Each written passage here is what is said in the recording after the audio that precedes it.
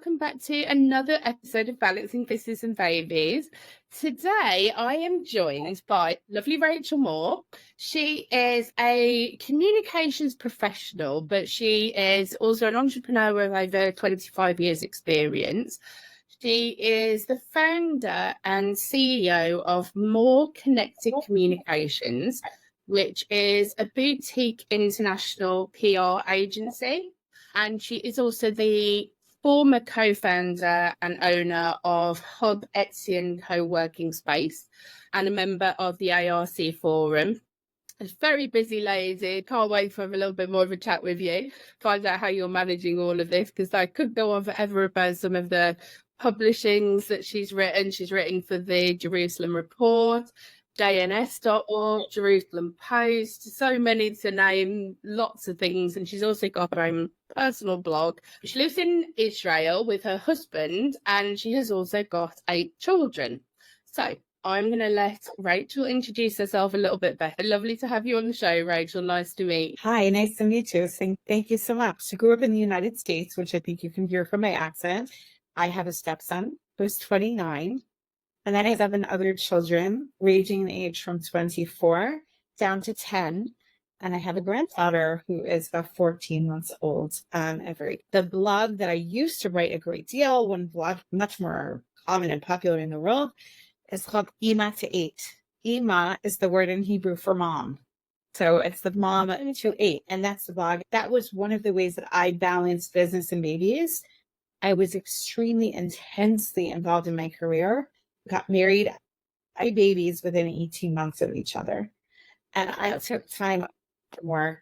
And as I was really focused on prioritizing my family, and when I started thinking about going back to work, I work in public relations. You don't understand social media, and you're a dinosaur, and you should just give off. So rather than panic, I made this decision that I would get back on the horse by writing, and I would write what I knew, which was managing a household of so many kids. It was actually called Ima to 7 because I had 7 kids, and people asked me to change it when I had another baby to 8 because so many people knew that was, part of the development of the blog. It was very cute. But I really chose to write about this issue, and it had to run a house of 8 children, very much like a business. Yeah. There was a lot that I gained in the world of business and as a manager from being with my kids. And it was a great management that I learned from running the household with, and I learned a lot. Yeah. You've got the 7 children, which are obviously your children, and you say that you've got your stepchild as well and a grandchild, 14 months old, so cute. Mine's just turned 4 actually last week, so I miss it when they were that age. It was easy. I thought it was hard when he was that age, but 4 and 3, oh my goodness, that is just a whole different ball game of child. Is got his own thing going on at the moment. How was your stepson when he was brought into your life? So he was 4 when we met. And when he was 4, it was really uncomplicated. His ability to be open to me was so extreme that I think it really frustrated his mom and led to some frustrations and challenges. We got married when he was 5, but she was very upset. So we didn't really settle into a regular visitation routine until he was 6. That year was very tumultuous. By the time he was 6, I had 3 small children. Right? So I had 4 by the time he was 6, and he really got settled into routine. Now this busy mom. On the one hand, he's an only child in his mother's household. He really loved having siblings. So I became more sort of the facilitator of having this sibling relationship than a parental figure in his life.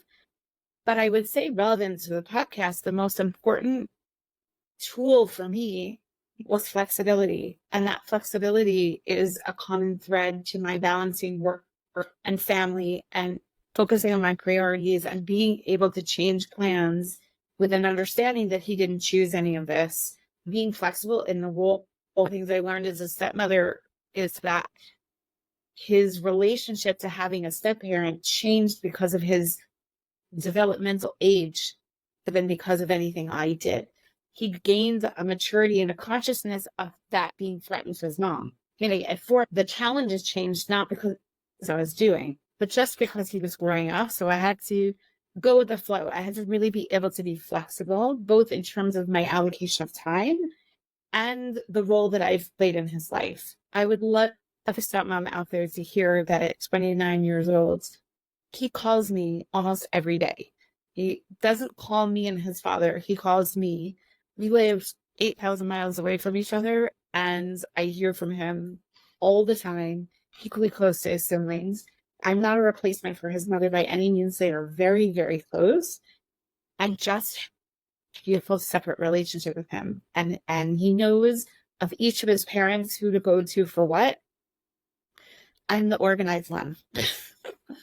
To the one, for routines and schedules and flights and plans, and he knows that. And I think it's wonderful. And there's a lot of trust it was work, but I'm so blessed. We really have a wonderful relationship.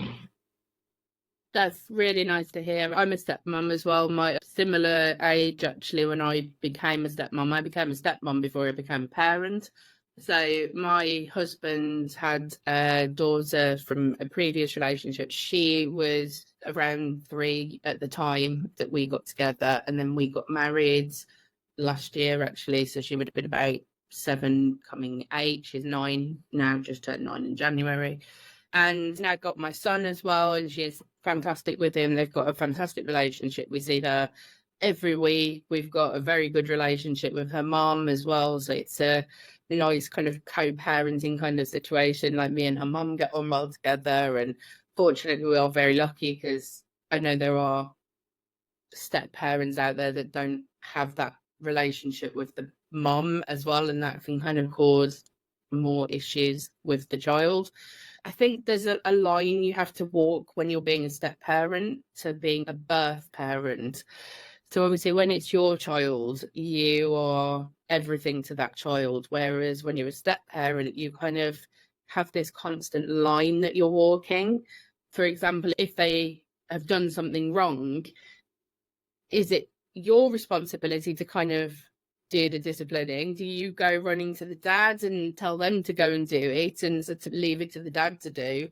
Or do you just not get involved at all? And I wanted to see how you kind of managed walking that line all the time of being the stepmom, or overstepping and going into the parenting kind of role. Well, I think first and foremost, we had to make a decision about a set of principles. We had to choose an approach, and we had to be consistent and stick with it. Whether or not that approach works for everyone, whether that approach is classically perfect, I think we had to offer him consistency. And I told him at the beginning, it's not my job to tell you what kind of human being to be, and it's not my job to weigh in on the decisions you make in the world. In this house, there are a bunch of other kids, and I need there to be one consistent set of rules. I love you the same as them, and therefore I need them to see that what goes for them goes for you. So when you're with me, you have to follow the rules in this house just like everybody else. And if you don't, you're going to get the consequences just like everybody else. It's because you are on equal footing with everyone else in this house, in my eyes, and take it or leave it. And that was the approach that we took. I disciplining him was 100% there. If it was fighting with the other kids, that he spent a lot of time with me without his dad. Let him pick him out in a swap, and he was before his dad got home from work. I had to manage the household. I needed there to be an unclear set of rules. He never, ever first said to me, well, you're not my parent. It happened once where I got really upset when I think he was 14 or 15, when my own teenagers pushed boundaries also. And he got very upset at something I did. And he called his mother and had him up in the middle of our visit. And I said to her, you are depriving him of the developmental opportunity to work it out. Right? It's not good for him to be able to pull that card and just leave. And then we're talking about 25 years. That happened once. And, my kids as adolescents have sort of pushed buttons and tried to see where the boundaries lay. And other than that, he's never treated me like, well, you're not my parent. And yes, At the same time, I walk a line. I have always, always chosen to back up his mom, even when I think she's completely wrong. I will not tell him he shouldn't listen to her or he should second guess her. Not my place. There are plenty of things where I would come to my husband privately and say, you should talk to him. This is character development and it's not my place. You should get into it with him and you should talk to him and be parenting him in terms of raising him and finding that line. The other thing I did early on, which was a huge help to me, is that I had conversations with my adult girlfriends who grew up in a household of divorce and grew up with step parents. And it's then, what were the best things that your stepmother did? What were the worst things that your stepmother did? What do you wish you could go back at 6 years old and tell her you wish had been different? And that was like the best compass for me. That helped so much. And I had two friends who said anything they ever said against my parent never made me think badly of my parent. It only made me think badly of them. It doesn't get you anywhere. It doesn't work. It doesn't win. I know my mother's faults. I don't need my stepmother to tell me. I'm her kid. I could write the book on everything. I don't need her to find that relationship because I will go into protective mode. And it really helps me to have an adult friend in my corner telling me that. Like, even though we know it intellectually, that really helped me keep those lines. And I think all of our kids, my kids are older now. Our kids know us. They've got our number. They don't need us to shine that light of the other parent. They really know what's going on. Yeah. For you, is just for the other, I think it's wonderful that you guys have a cooperative relationship. And also, this idea that I had to be open to it changing. It wouldn't necessarily stay static and I had to be flexible. Yeah. I think that's one of my main concerns, is that because we do have a very good relationship now, I'm constantly kind of thinking in my head, but I'm a very negative thinker anyway. I always have been, but I always sort of worst case scenario everything. And I think, if I say that, something's going to happen and then it's going to tip the balance with our relationship with her mom and it's going to cause a big problem and something's going to rock the boat essentially. So I'm always kind of thinking in my head that something's going to happen, but fortunately it hasn't so far, and we do have a very good relationship, and I am very lucky. I do appreciate that with being a step parent, and she's fantastic and we've got a lovely relationship. You mentioned that you're a member of the ARC forum. Can you give me a little bit more information about what the ARC forum is and what it does? Sure. The ARC or ARC Forum was an initiative that was started by Jordan Peterson, who's Canadian, and Philippa Strude from England, to bring together people who are sort of socially compatible, also conservative from all walks of life, authors, politicians, civic leaders, business leaders, to talk about creating a new initiative, taking responsibility and civic responsibility, success and freedom. And part of one of the principles essential to that is putting family back at the core and finding ways to balance creating successful, thriving employees who are productive at work, but don't have to compromise on prioritizing their family. And I was invited into the ARC Forum by an author named Erica Commissar from New York, who wrote a book called Being There that I would encourage all of your listeners to read, that specifically talks about how to be present for your children in their early years of life, while also caring about your career and caring about work, and physiologically why that benefits the family unit and helps, I think, give some perspective on making choices about that presence for your children and how you navigate that with work. She's a friend and a mentor to me, and the ARC Forum has been a really impressive environment to be discussing this particular issue and how the corporate world can be making changes to encourage and facilitate this, with the idea that we are not just investing in our employees, we're investing in their children as future employees. We're investing in our country, and we want them to be productive citizens, which means we want them to have parenting. We don't want them to just be in, a daycare system that the only way to cut down costs is to make it a factory. That is not what's best for the entire society. The first initial conference ever was last year in London, and there's going to be another one next year, February. So I would encourage everybody who cares about this issue to keep an eye out on the ARC forums. Okay, amazing. Thank you for that. I will pop all of those links that you've mentioned, the book and link to the ARC forum, and some information in the show notes. So for anyone that is interested, I would recommend going and checking that out, because that does sound like a really good thing to look at. I love Jordan Peterson. I'm a huge fan of Jordan Peterson. So I will pop all that in the show notes for everyone. I wanted to jump back into your career a little bit. How did you get started in PR and communications? How was that journey? So I moved countries when I was 2 years old, and I actually not saying no idea what I was going to do. I was really not sure. Not and I decided that I would intern in the office of the mayor of Jerusalem.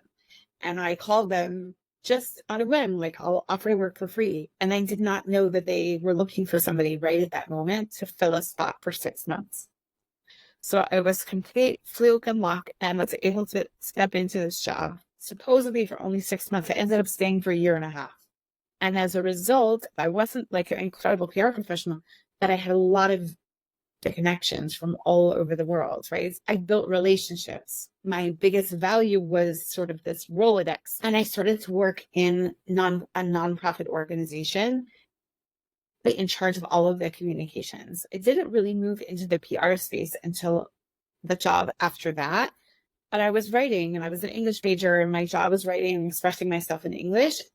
And nonprofit organizations tell their story, help them tell donors and the world about the positive impact that they're having. I would say that's the most consistent thing. And then I found myself absolutely overwhelmed, moving back to the States. I'm helping my stepson adjust. I found out I was having twins when my daughter was a year and a half old. So I went from a career woman with no kids and working 60 hours a week to sit at home in what felt like a blink. But I stayed involved with this sort of impact-driven nonprofit world that I had been in while I was really focused on raising my kids. And when I made the choice to go back, I made the choice to go back to work part-time from home. And like I said, I started by writing about what I knew, which was being home. Odds that I got when I went back were because people had read my blog. They knew that I could write. So I was doing what I think, but not for a client per se, right? And where in order to get back to sharpening the skills, really for my own confidence, because I'd spent a lot of time sitting on the floor with Duplo and make the songs for bath time, and I was really scared. I was scared that of two things on the opposite extremes. One, that I'd become sort of this soft, stay-at-home mom. I didn't have the sharp brain and personality to be that career again. And on the opposite extreme, I was worried that I used to work obsessively. I loved my career. I worked 60 hours a week. Was I going to become obsessed again and not be able to find balance? I worried about both. And maybe it was the mindfulness and maybe it was choices. Neither one of those terrible scenarios happened. Maybe that's also negative.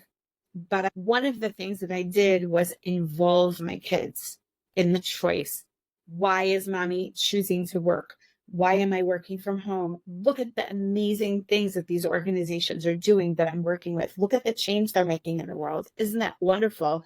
We are a unit and we are a family and we are a team. We are working. We're making this choice. We're doing this, and celebrate mommy's wins as opposed to choosing this over you.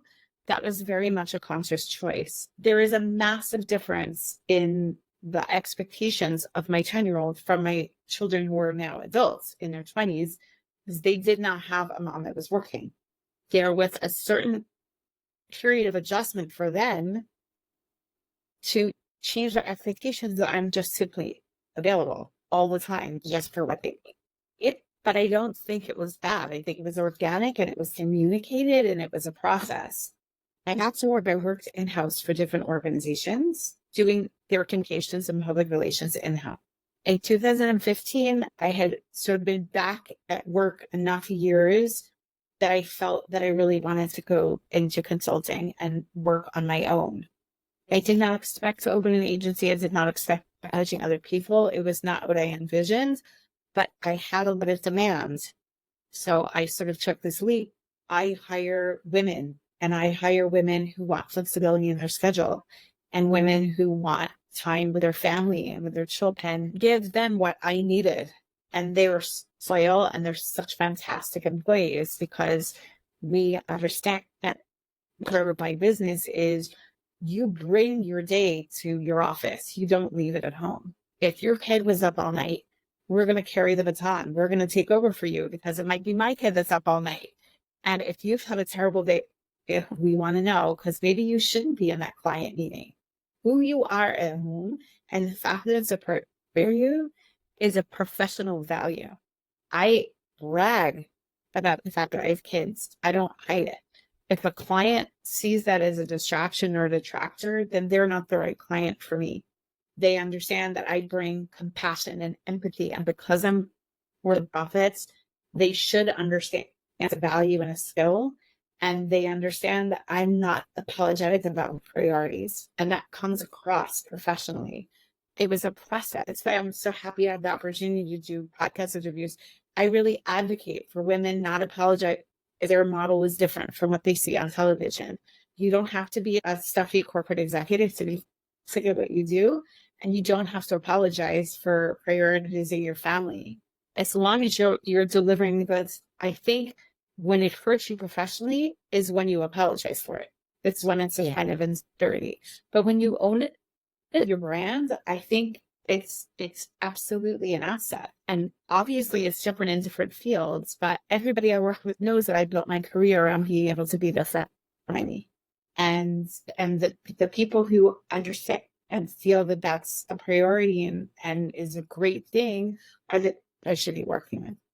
I've got very similar ideas with my business as to what you've done with yours. That was exactly the reason that I set up the podcast, Balancing Business and Babies. And also I rebranded my virtual assistants as a service last year to Unleashing Media. That's my company now, to show that I only work with parents and families and people, because I think, like you said, we just have different priorities, and it doesn't bother me when I'm on a Zoom call with someone and their children pop onto the Zoom call, because it's happened to me where my kid has popped onto the Zoom call because he's here. I have to work, obviously, but I can't tell my 4-year-old, oh, you've got to sit in the corner and be quiet for an hour because mommy's got a phone call, and he doesn't understand that. So he has come onto a Zoom call to say hi and then he goes away. But if the client that I'm working with doesn't get that,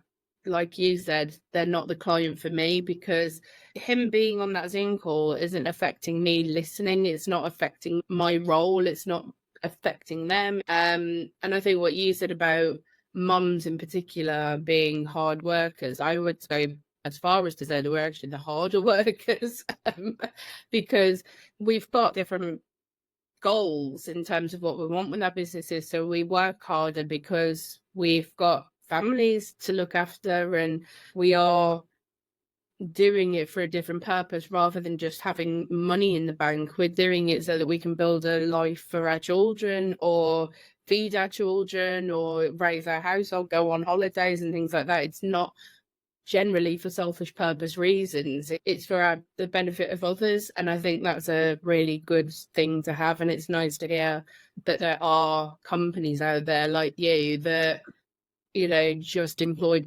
mums or parents, because I think it is important. And I think a lot of parents do struggle with finding employers that understand them and understand that need. I was on a podcast the other day and my phone rang. It was my school calling because my son was sick. I had to go and pick him up. And if I was working in a very corporate world, I might not have been able to do that. I might have had to phone his nan or his uncle, or rush around trying to find someone else to go and pick my son up. And then I'd spend the rest of the day worrying as about, is he okay? Did he get home okay? Is he really poorly? Does he vomit? So it's nice to know that there are businesses out there like you that are just employing parents and mums.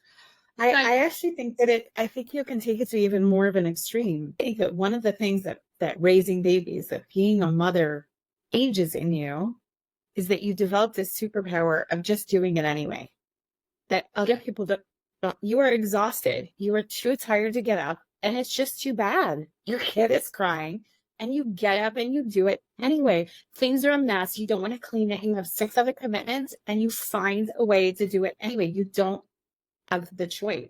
Somebody is depending on you, and you do it anyway. And that is really a superpower that we bring to the workforce. And I see that women who have developed the skills for parenting are the problem solver. Very well, we find a way through the mountain. We don't go around it, or we don't go over it. We'll just figure out a way, because we've had to learn that skill in life. And I think it's a very powerful thing to bring to the office.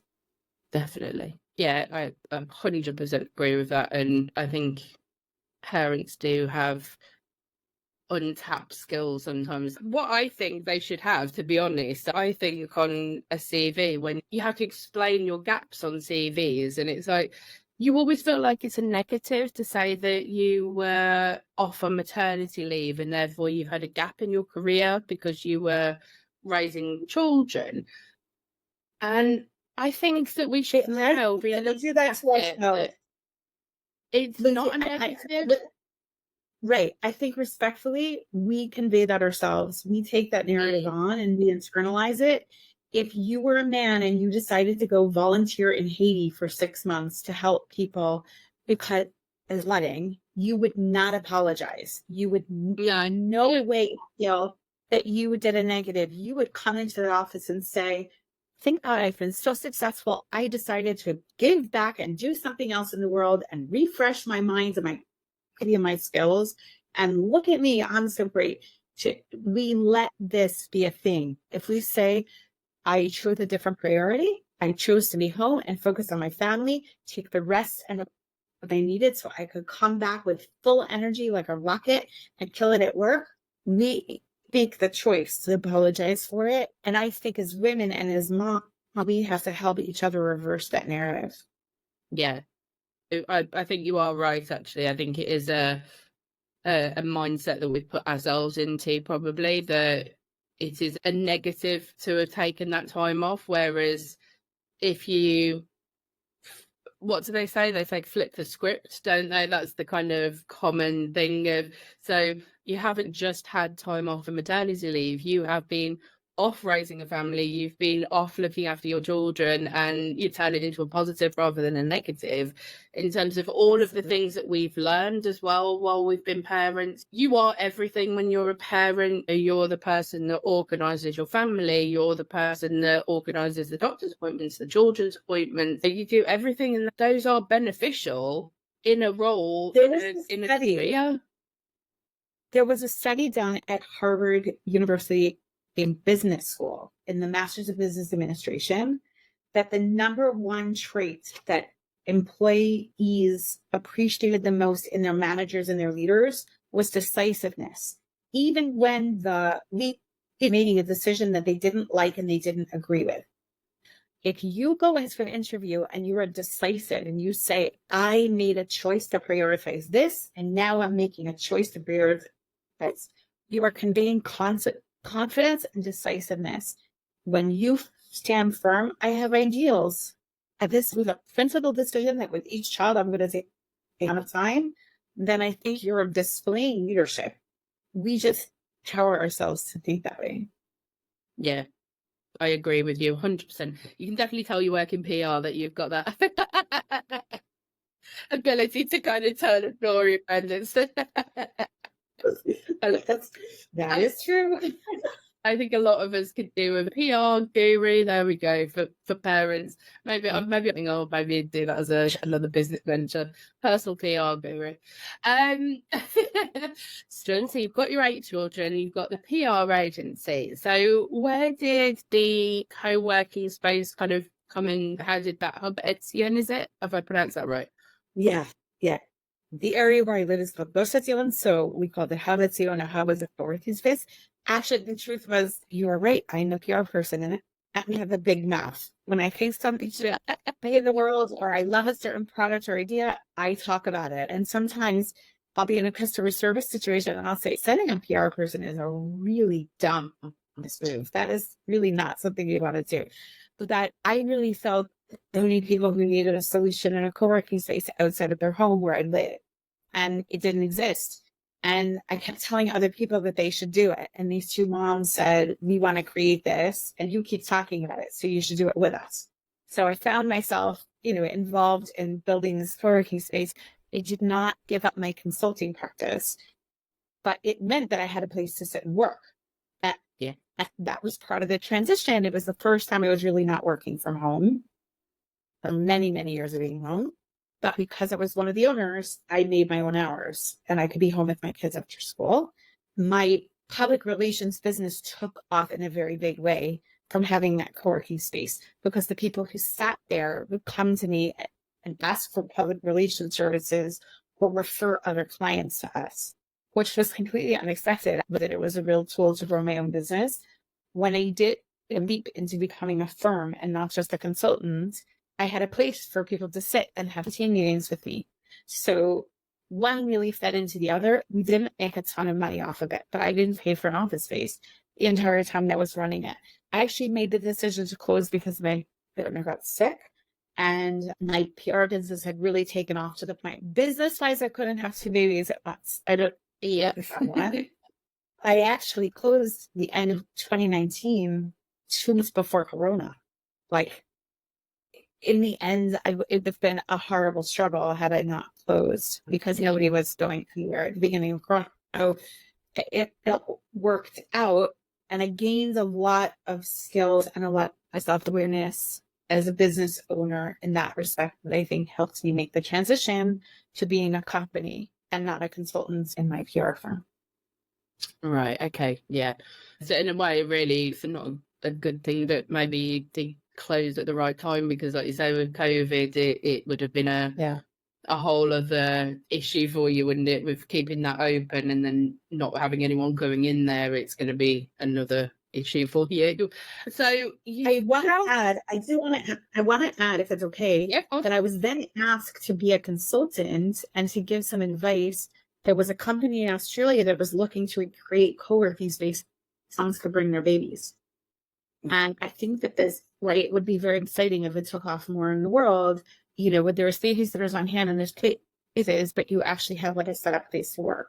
I don't think it lasts, because we know that once kids are toddlers, that's not quite realistic. But, for somebody who wants to sort of stretch out a maternity leave situation or be with a baby longer, I think it's a really exciting model, at least in places that are urban enough that have the demands.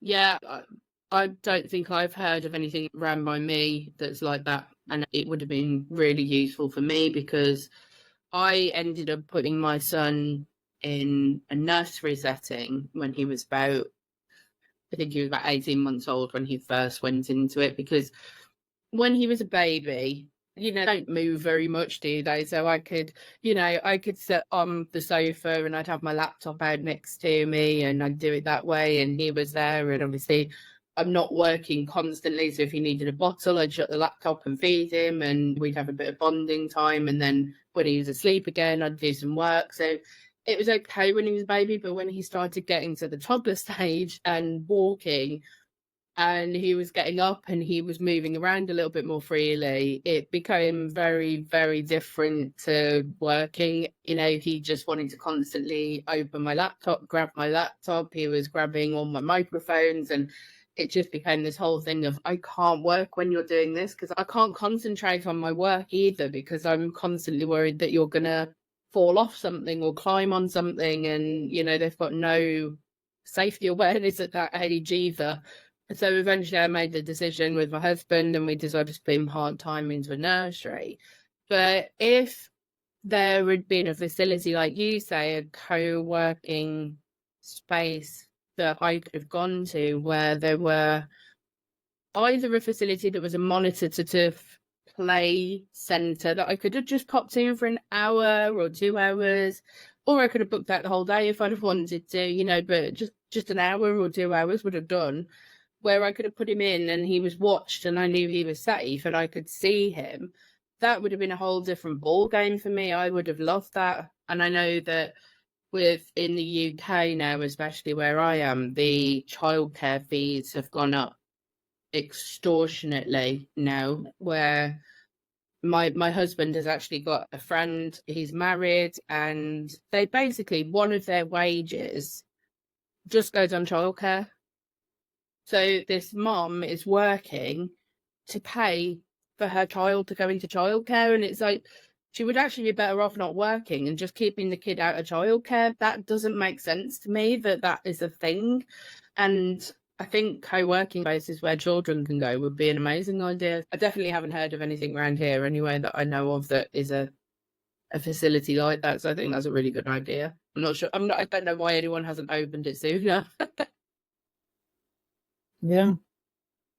When you were at the point where you were working with, obviously, with More Connected, and you've got your co-working space, and you got the blog, you were then writing as well. You were doing writing for various sort of different publications. How on earth are you balancing? I know some of your children are obviously older, but you said you've got a 10-year-old as well. So how were you juggling kind of all of those things and having those children as well? Yeah. Actually, first of all, it was very intense. I will not lie. It was intense and a lot of juggling. My older kids helped a lot. You know, my daughter, who's now 24 and a mom, grew up helping her siblings and never asked her to do things that were inappropriate or asked her to step in as the parents, but she would pick up her 3-year-old brother preschool and give him something to eat while I was on my way home. And she was happy to do it. He actually knew which one of his older siblings was going to come get him. It was very cute. And that was okay with him, but a block for us. Like, you know, it was a safe environment. My husband transitioned to working from home, and he used to work in IT and in tech for a very long time. And now he is a full-time tutor for the American SAT and ACT exams, which are the exams that you take to get into the entrance exams for American universities. And it means that he works mostly evenings and weekends because that's when students are around, which I hated.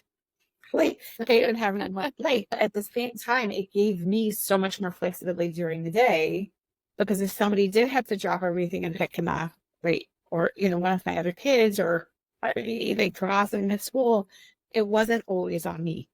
So it was a combination of working untraditional hours to accommodate the fact that my clients are international, right? So they don't hate it. But sometimes having to work at night so that I could do other things during the day, juggling, having a husband with a crazy flexible schedule that most people don't necessarily have, you know, having a family unit that is big enough where part of the culture is that everybody expects to help. I mean, if I had 2 or 3 kids and they were spaced out in ages, I don't know that would have worked. And it's that, you know, communication. But the writing for me is what I do most professionally. It's cathartic. It's part of how I process. So it's something that I get paid to do, but I would be doing it anyway. I mean, as evidenced by the blog, it's the way I engage in the world. I sometimes had to deal with clients because I deal with nonprofits. Sometimes they're dealing with service recipients that are very difficult stories. And I went to an event that was adult orphans talking about losing both of their parents when they were kids. It was really difficult. And I dealt with it first and foremost by sitting down and writing something. And it wasn't even something that the client needed. That's just the way I process. So I think part of being fortunate enough to do something that I love is that it's this overlap, right? That I've always gone to that space because that space is comfortable for me. I note, just add that I had a client in a large international nonprofit organization, and I ghost wrote op-eds and I helped them create a relationship at the White House and high level stuff. And the CEO said to me, you know, you're very sensitive. You're a very sensitive person. I said to him, you know that that's why you get the writing for me that you do, right? Like, I don't know what you're saying is a good thing or a bad thing. But you knew it by bringing to the work, right? He said, absolutely, 100%. And I also think that goes back to the mentality and flipping the script and just making the choice to not apologize. again, how to work in corporate finance. You know, I'm not in a job that expects me to be cold-hearted, but I think that's part of how I was able to juggle all of that, was that I'm going to lean into the writing anyway. Yeah. It's something I've always wanted to do is write. I ramble too much with my writing, and then I suddenly realise, oh God, you've got off down a tangent here. That doesn't make any sense. I just start, I write and write and write, and then realise, no, that doesn't make any sense at all. You've got to delete it all. I've had a couple of things published, but nothing major at all. But I used to write about like my autoimmune diseases and chronic illness and everything, and I've had a few things published, but I probably should maybe look at doing it against it. I do like writing, but it does take a lot of effort to do it properly. So I would love to be able to get to the level where you are, where you're actually writing sort of professionally for PR and blogs and things like that. It would be really nice. With this sort of mentioned about flipping the script and being a little bit more positive for parents and not seeing their parenting life as a kind of a negative to going into work. Do you have any more tips for either parents that are going into work professionally and looking to kind of get that healthy work-life balance, or for maybe parents that have got a large family like yourself? Is there's a bit of a two-ended question there. So do you have any tips in general from your perspective to balance my career success and my family success, that I will get to, God willing, the age of 90 or 100 or 120 and say, I have the things that I want? And I definitely would be in a different place in my career if I hadn't prioritized my family. And in some ways, my family would be different if I hadn't wanted to have a successful career. And I had to decide ahead of time, what's the pick I want to achieve? Where do I want to get to? What's my KPI? What's my metric for success? So I think earning X, or being able to earn X, but have this many kids and have a family life, that's up for us to decide. I have a friend who's a corporate financial advisor, and she said, I made a decision that career success for me included being able to bathe my own kids. If I had to hire someone else to do bath time, that was not successful.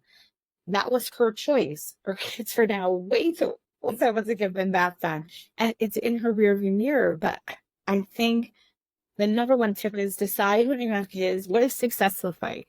Success in business or success in family? It's your success, and it's that whole picture together. And what does that balance look like for you? My husband has chosen to prioritize the amount of money he brings home and the amount he's available for his kids in a different balance as my father. And what my father did was great for my dad, and what my husband did was great for my husband and for us as a family unit. They were both successful, but they were very, very different. So that's my one tip. And the second tip is to communicate. Communicate with your kids, communicate with your husband. This may not, for the next 2 years, actually give more money than if I didn't work at all. But it's really important to me. This feeds my soul. I work as a part of who I am, or I'm doing things that I really hate, or this worked until you reach the age of 8, and now I'm really frustrated all the time. You need to change who's doing what in the house. Take a step back and evaluate yourself and communicate, because your kids will appreciate your wins. They'll appreciate that you are doing things that are scary for you. I've said to my kids, wow, I just really failed at something at work. Part of my choice to work, be brave. I'm putting them in my work process, but I'm also parenting. I'm showing them that failure for great success, and that it doesn't end when you get to a certain age. It is part of my parenting journey. And I think that it makes them feel like we as a family have family time and we as a family work. The last tip I would say is, and I tell my employees to do this, pick what time of the day is blockout time for you. If you tell me from 5 to 7, you are not available, then I will not call you and the clients will not call you. And obviously there are emergencies. You'd be amazed at how many PR emergencies there could be. But at the same time, right, you decide what's and sacred for you. And again, that's decisiveness, and that's leadership, and that's taking care of yourself. And that's also parenting. That's teaching your kids healthy boundaries. And it's, then I cannot be available for you all the time, no matter what. But from this time to this time, this is the priority. I'm choosing priorities. I'm choosing ideals. I'm not being controlled by the world and the world's expectations. I'm taking charge.